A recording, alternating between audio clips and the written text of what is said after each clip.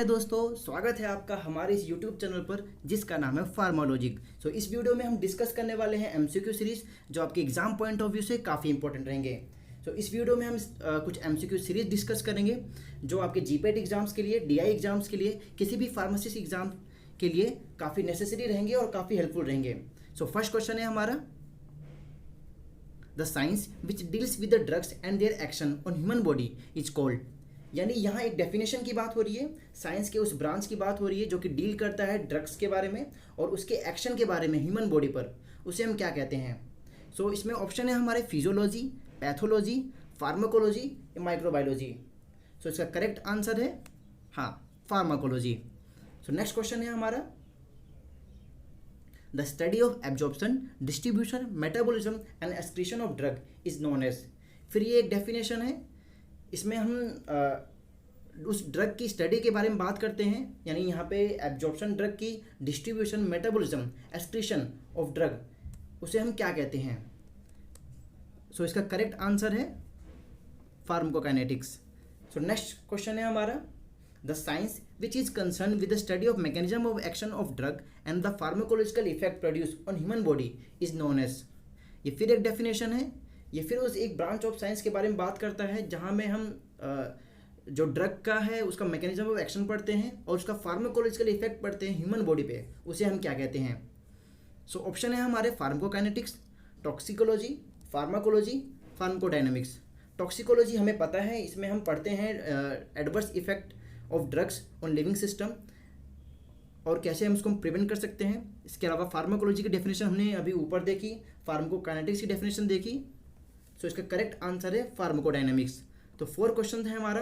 Fourth question, the substance produce by और derive from living organism that are used to kill bacteria और prevent their multiplication is called.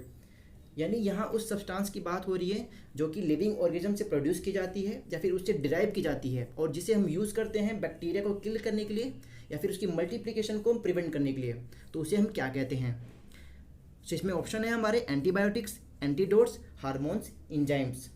Antidotes हमें पता है, इसे हम use करते हैं काउंटरएक्ट करने के लिए पॉइजन को, और हार्मोन्स, इंजाइम्स जो हमारी बॉडी से रिलीज होते हैं आगे फर्दर फंक्शनिंग के लिए। इसका करेक्ट आंसर है हाँ, एंटीबायोटिक।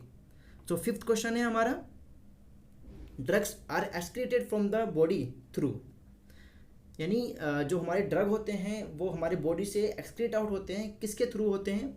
इसमें ऑप्शन है हमारे kidney, breast milk, saliva, sweat and bile, intestine या फिर ऑल ऑफ द अबव। जैसे कि हमने फर्दर पढ़ा होगा कि किडनी हमारी मोस्ट इंपॉर्टेंट काम करती है किसी भी सब्सटेंस को एक्सक्रीट आउट करने के लिए, वेस्ट को। ब्रेस्ट मिल्क और सलाइवा, स्वेट और बाइल भी हेल्प करते हैं हमारे सब्सटेंस को एक्सक्रीट आउट करने के लिए, और इंटेस्टाइन तो है ही हमारा। इसका करेक्ट आंसर है all of the above. Next question है हमारा, विच of the following is a source for obtaining drugs. यानी यहाँ सोर्स ऑफ ड्रग की बात की जा रही है कि कौन सा ऐसा सोर्स है जहाँ से ड्रग हमें ऑब्टेन होता है। इसमें ऑप्शन है हमारे animal and plants, micro organism, synthetic origin या फिर ऑल ऑफ द अबव। इसका सही आंसर है ऑल ऑफ द अबव। यानी जो हमें ड्रग मिलती है वो कहाँ से मिलती है, एनिमल से भी मिलती है, प्लांट से भी, माइक्रो ऑर्गेनिज्म से भी और सिंथेटिक से भी मिलती है। नेक्स्ट क्वेश्चन है हमारा 7th question, the rate of absorption of a drug is affected by. यानी जो एब्जॉर्प्शन है हमारी बॉडी में किसी चीज़ का, ड्रग का जो एब्जॉर्प्शन है हमारी बॉडी में, उसका जो रेट है यानी किस स्पीड से हो रहा है वो क्या इफेक्ट करता है, यानी किसकी वजह से वो इफेक्ट होता है। इसका ऑप्शन है हमारा रूट ऑफ ड्रग एडमिनिस्ट्रेशन, दूसरा ऑप्शन है हमारा solubility of drug, site of administration या फिर all of the above. Route of administration बिल्कुल अफेक्ट करता है, क्योंकि जिस रूट से हम दवाई ले रहे हैं वो उसके एब्जॉर्प्शन पे डिपेंड करेगा। अगर उसको हम ओरली ले रहे हैं तो वो ओरली एब्जॉर्ब होएगा। इसके अलावा अगर हम उसको इंजेक्शन के थ्रू ले रहे हैं तो वो जल्दी एब्जॉर्ब होएगा। सोल्युबिलिटी यानी कितना जो हमारा ड्रग है वो कितना जल्दी सोल्यूबल होता है, वो भी डिपेंड करेगा इसकी एब्जॉर्प्शन पे। इसके अलावा किस साइड पे हम इसको एडमिनिस्टर कर रहे हैं, यानी इसको आईवी ले रहे हैं या फिर आईएम ले रहे हैं, वो भी डिपेंड करेगा इसके रेट ऑफ एब्जॉर्प्शन पे। इसका करेक्ट आंसर है all of the above. Next question है हमारा 8th question, putting a drug in a liquid form into a body cavity और body orifice is known as. यानी यहाँ पे भी एक डेफिनेशन पूछा जा रहा है कि पुटिंग यानी हम ड्रग को लिक्विड फॉर्म में पुट करते हैं किसी बॉडी कैविटी में या फिर किसी बॉडी ओरिफेस में, उसे हम क्या कहते हैं। जैसे कि हम जानते हैं इनहेलेशन क्या होता है हमारा, the act of inhaling something, यानी जिसको हम ब्रीथिंग भी बोलते हैं। इंसर्शन हम जानते हैं the act of putting something inside, किसी भी चीज़ को इंसर्ट करना, इनसाइड करना। इसके अलावा इंसफोल्यूशन हम जानते हैं the act of blowing something into a body cavity. हाँ, तो इसका सही आंसर है इसका इंस्टिलेशन। सो नेक्स्ट क्वेश्चन है हमारा 9th question, application of drug to the skin usually by friction is known as. अभी हमने पीछे जाना कि इंसर्शन क्या होता है, इंसफोल्यूशन क्या होता है, इंस्टिलेशन क्या होता है पिछले एमसीक्यू में। सो इसका करेक्ट आंसर है इनअंक्शन। इनअंक्शन में हम क्या करते हैं, जो ड्रग को अप्लाई करते हैं स्किन के ऊपर by friction. So next question है हमारा 10th question, nitroglycerine is administered by which route. इसमें ऑप्शन है हमारे sublingual route, inhalation, parenteral route या बाय इंसर्शन। सो नाइट्रोग्लिसरीन के बारे में बता दूं, ये एक वैसोडाइलेटर है, यानी एक मेडिसिन है जो ब्लड वेसल्स को ओपन करता है ताकि ब्लड फ्लो को इम्प्रूव कर सके।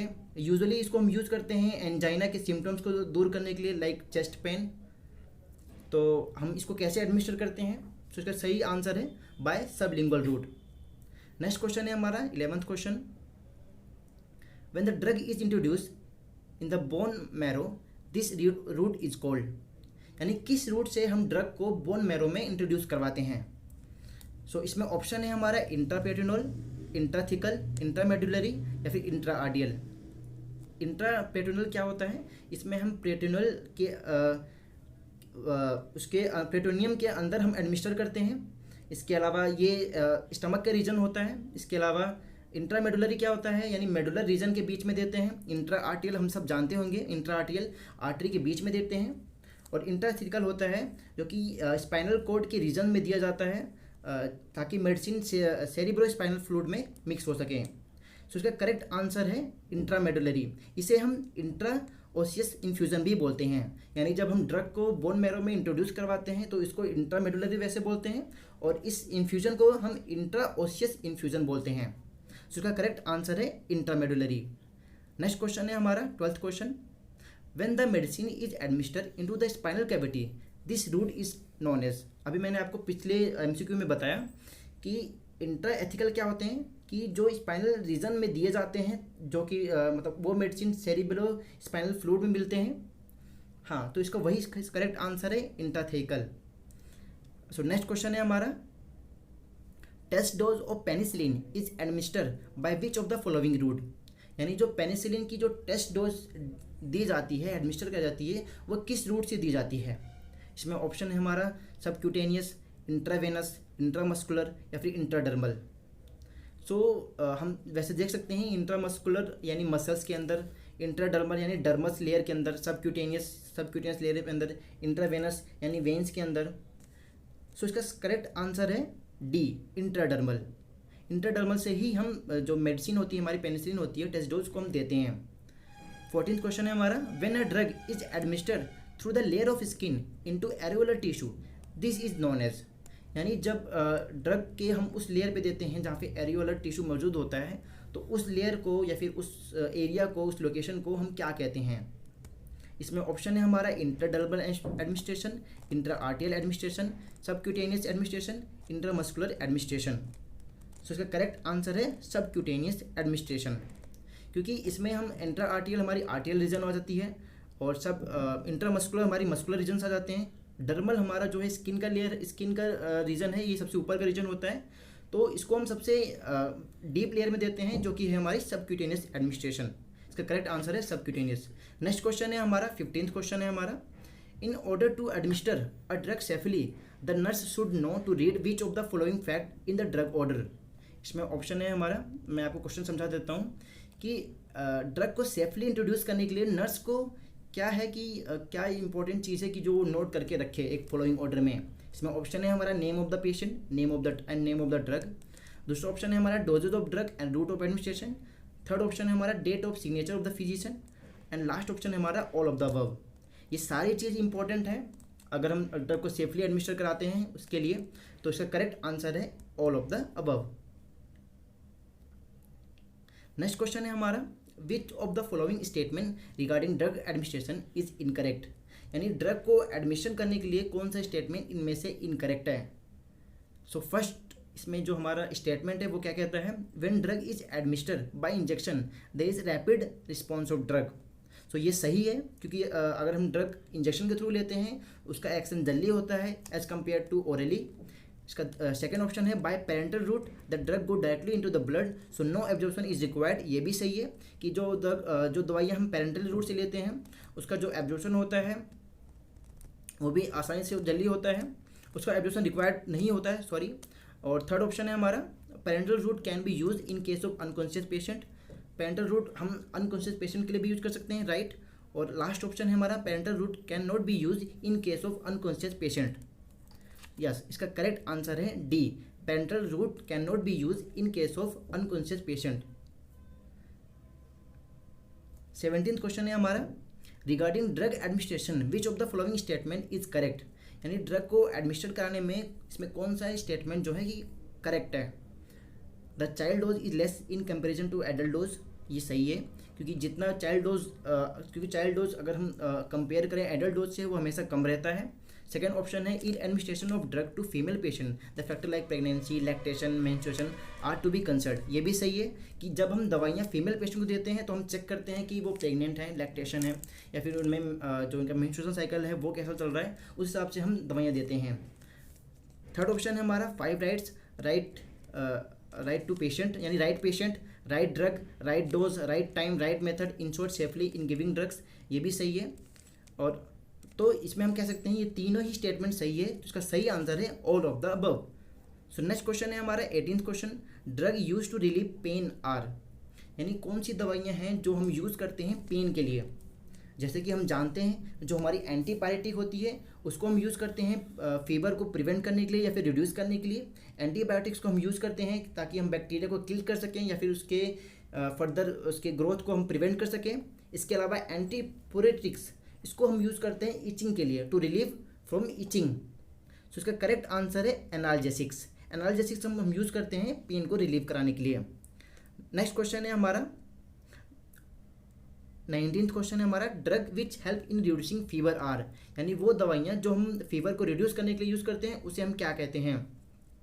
अभी जैसे हमने पिछले एमसीक्यू में पढ़ा, एनाल्जेसिक होती है हमारी पेन को रिलीव कराने के लिए, एंटी इन्फ्लामेटरी इन्फ्लामेशन को जो कम कराती है, एंटीपायरेटिक बुखार के लिए होती है, एंटीसेप्टिक जो होती है हमारी वो माइक्रोब्स के अगेंस्ट काम करती है। सो इसका करेक्ट आंसर है एंटीपायरेटिक, जो कि हम बुखार को रिड्यूस करने के लिए यूज़ करते हैं। 20th क्वेश्चन यानी लास्ट क्वेश्चन है हमारा, the drug use to prevent और treat conversion in epileptic patient is. Conversion क्या होता है, जिसमें मसल की कॉन्ट्रैक्शन होने लग जाती है। सो इसमें हम कौन सी दवा यूज़ करते हैं कन्वर्सन के लिए। ऑब्वियस सी बात है, कन्वर्सन से हम रिलेट कर सकते हैं, जैसे कि हम पहले ऑप्शन देख लेते हैं। एंटीहिस्टामिन्स हम यूज़ करते हैं एलर्जी को ट्रीट करने के लिए। एंटीकोगुलेंट जिसको हम यूज़ करते हैं ताकि हम प्रिवेंट कर सकें या फिर रिड्यूस कर सकें कोगुलेशन ऑफ ब्लड को। इसके अलावा एनेस्थेटिक्स हमें पता होगा हम यूज़ करते हैं ताकि हम इंड्यूस करा सकें एनेस्थीसिया यानी टेम्परेरी लॉस ऑफ सेंसेशन और अवेयरनेस। इसके अलावा एंटी कन्वल्सेंट जिसको हम यूज़ करते हैं कन्वर्सन को ट्रीट करने के लिए। सो इसका करेक्ट आंसर है anti convulsant.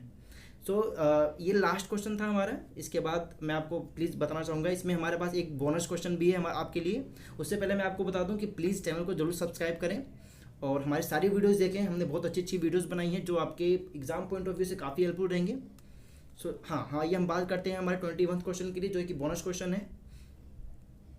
The substance use to counteract the effect of poison are, यानी वो कौन सा सब्सटेंस है जिसको हम यूज़ करते हैं ताकि हम इफेक्ट ऑफ पॉइजन को काउंटरएक्ट कर सकें, यानी उसके जो इफेक्ट है उसको हम ख़त्म कर सकें। सो इसमें हम पहला ऑप्शन है हमारा एंटीटोसिस। एंटीटोसिस क्या होता है, यूज टू प्रिवेंट, जिसको हम यूज़ करते हैं ताकि हम प्रिवेंट कर सकें या फिर कफ को रिलीव करा सकें। इसके अलावा एंटीडोट्स हमने पढ़ा है, और एंटी इन्फ्लामेटरी जो इन्फ्लामेटरी के अगेंस्ट काम करती है। एनेस्थेटिक्स हमने पढ़ा जो कि एनेस्थीसिया इंड्यूस कराने के लिए होता है। सो इसका करेक्ट आंसर है एंटीडोट। एंटीडोट ही हम यूज़ करते हैं ताकि हम काउंटरएक्ट कर सकें पॉइजन के इफेक्ट को। Thank you so much. Video अच्छा लगा तो प्लीज़ लाइक करें, और कोई भी क्वेश्चन आता है तो प्लीज़ सब्सक्राइब करें, और जल्दी हम इसकी नेक्स्ट सीरीज़ लेके आने वाले हैं। प्लीज़ हमें कमेंट्स में बताएं कि आप उसके लिए कितने इंतजार करते हैं। धन्यवाद।